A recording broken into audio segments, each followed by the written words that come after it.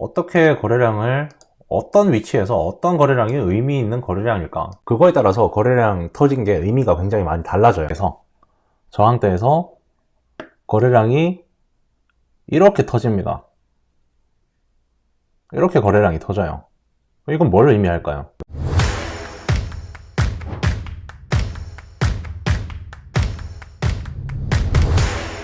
자전거는 책으로 배울 수 없죠. 트레이딩도 똑같습니다.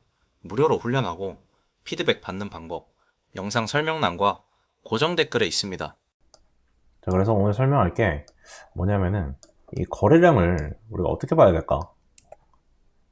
어떻게 거래량을 어떤 위치에서 어떤 거래량이 의미 있는 거래량일까?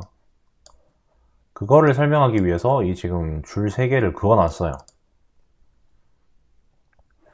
자, 일단 여기는 저항대입니다. 저항대.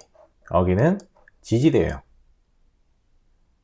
이게 앞전의 흐름, 그리고 앞전의 흐름과 이 지지대 저항대와의 이 뭐랄까 관계라고 해야 될까요?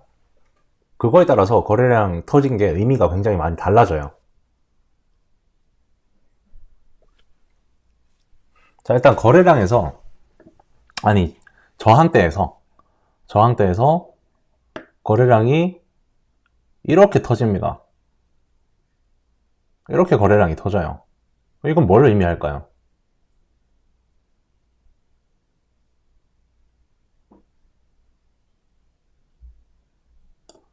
자, 직관적으로 그냥 한번 느껴보세요. 자, 거래량, 캔들이 이렇게 딱 형성이 됐는데, 거래량이 터졌어요. 그리고 캔들이, 여기서 이렇게 형성이 됐는데, 거래량이 터졌어요. 자, 그 다음에 지지대입니다. 지지대에서 캔들이 이렇게 형성이 됐는데, 거래량이 터졌습니다. 그리고 지지대에서 거래량이 이렇게 터졌는데, 캔들이 이렇게 생겼는데 거래량이 터졌어요. 딱 봐도 그냥 느낌이 오시죠? 얘는 올라가는 거, 얘는 분봉.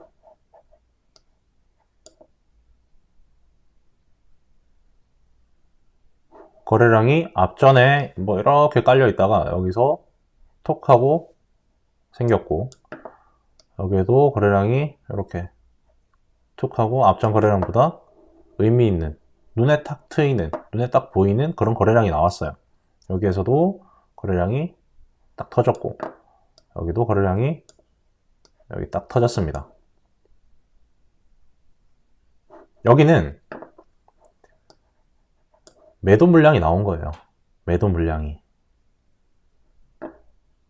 밑에는 당연히 매수 세력이 있을 거고, 위에는 매도 세력이 있을 겁니다. 그렇죠? 그럼 매수 세력이 여기서부터 해가지고 열심히 끌어올렸어요. 저항대 라인까지. 저항대까지 뚫으면 좋겠지만 일단 저항대까지 갖다 붙였어요. 제발 매도세 나오지 마라 하고 올렸는데, 매도세가 여기서 갑자기 이제 빡 나와버려요. 그러면 여기서 여기까지 올리는 거는 그렇게 돈이 많이 들지 않아요. 근데 여기서부터는 이거를 뚫어내기 위해서 돈을 엄청나게 씁니다. 계속 사야 돼. 왜냐면 얘네들 계속 던지니까.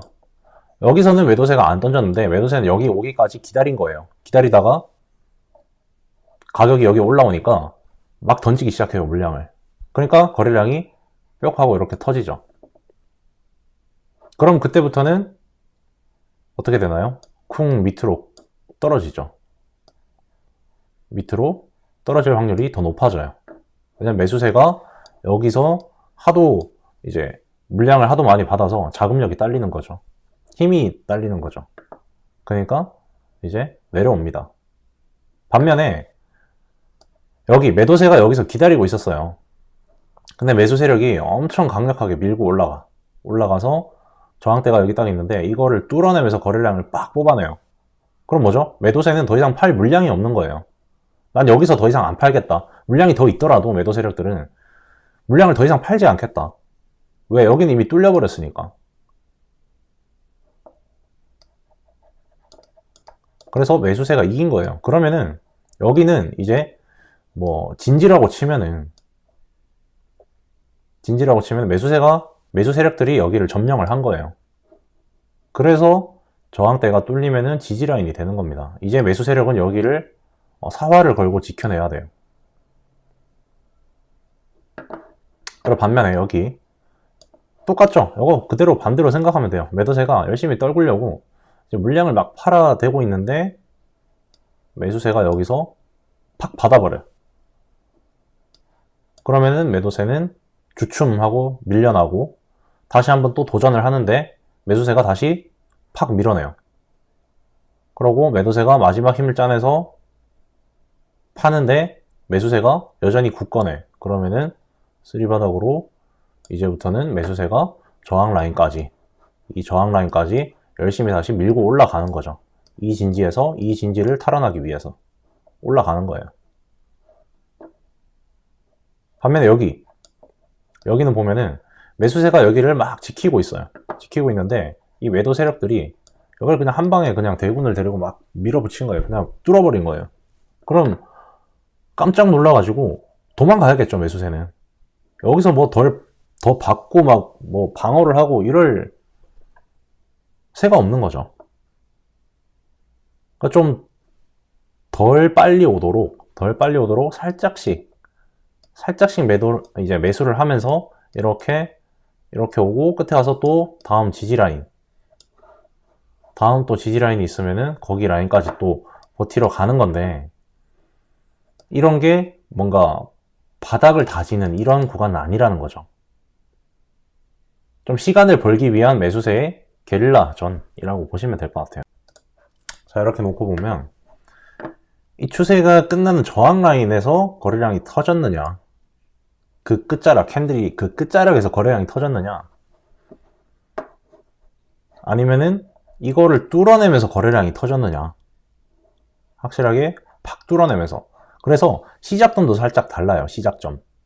시작점이 거래량이랑 멀리 있으면은 여기서부터 파파팍 해서 올라가면은 결국 저항대까지 거리가 있다 보니까 뚫어낼 확률이 좀 적어요. 이거 진짜 꿀팁입니다. 그리고 저항대랑 가까운 데서 거래량이 터지기 시작하면서 올라가면은 뚫어낼 확률이 높아요. 여기도 반대겠죠. 높은 데서 떨어지니까